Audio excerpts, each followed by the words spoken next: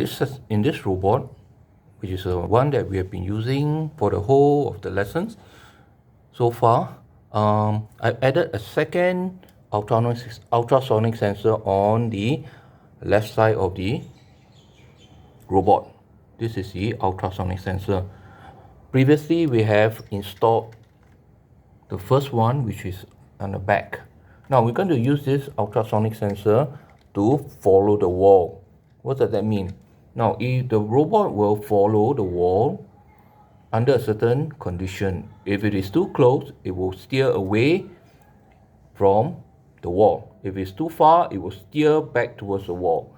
Now, here is a short video to show how the code is being executed when the code is downloaded into the EV3. Now, here is a simple code, right? And just watch the video as the robot moves.